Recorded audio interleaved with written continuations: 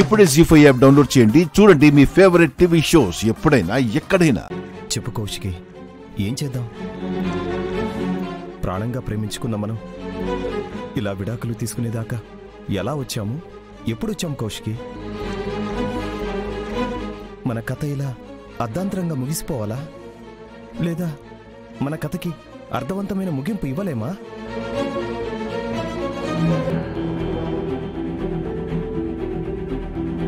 ఒకసారి నీ కళ్ళు తెరిచి నీ పంతం దాటొచ్చి చూడు.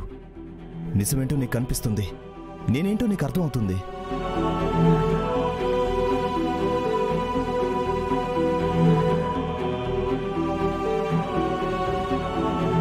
నీకు సెల్ఫ్ రెస్పెక్ట్ లేదా సురేష్? అరే, ఇందాకటి నుంచి సంబంధం లేని ప్రతి ఒక్కరూ మాట్లాడుతున్నారు. కౌశికి ఒక్క మాటైనా మాట్లాడిందా? నువ్వు కావాలి అని చెప్తుందా? ఈ పెళ్లిని కాపాడుకోవడానికి ఒక్క ప్రయత్నమైనా చేసిందా?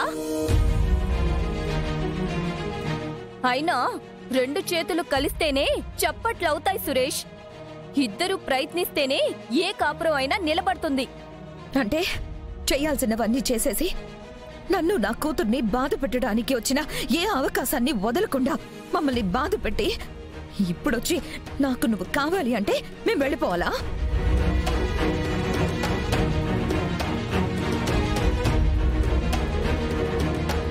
అయినా ఒక్కసారి నమ్మి చేయి పట్టుకున్నందుకు నాకు నా కూతురికి ఆయన ఇచ్చిన బహుమతి చాలు. మళ్ళీ నమ్మి చెయ్యి పట్టుకునే ధైర్యం, ఓపిక రెండూ నాకు లేవు. తప్పుగా మాట్లాడుతున్నావు కౌశికి. నిజాలు మాట్లాడుతున్నాను. నీకు వినడానికి కష్టంగా ఉన్నా నేనేం చేయలేను.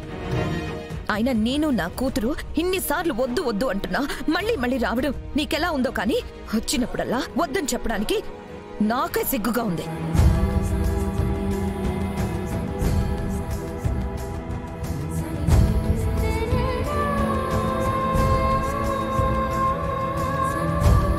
పిచ్చిగా ప్రేమించా కదా, నాకు సిగ్గులేదు. నువ్వు వద్దని వదిలేసి వెళ్ళిపోయాక కూడా నువ్వు లేకుండా ఎలా బ్రతకాలో తెలియక మళ్ళీ మళ్ళీ నీ దగ్గరికి వస్తున్నా చూడు. నాకు నిజంగానే సిగ్గులేదు.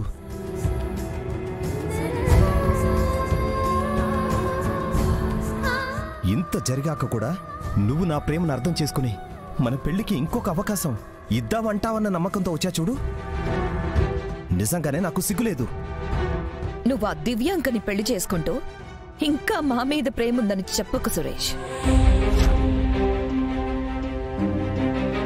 అందరి ముందు నన్ను విల్లన్ని చేసి నువ్వు మంచోడు అయిపోదాం అనుకుంటున్నావు అంతే. ది గ్రేట్ కౌశికి, బాగా ఆలోచించావు.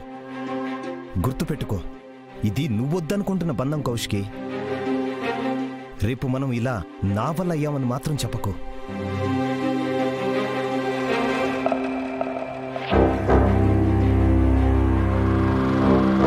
జీ5 యాప్ డౌన్లోడ్ చేసి అన్ని ఎపిసోడ్స్ పూర్తి ఉచితంగా చూడండి.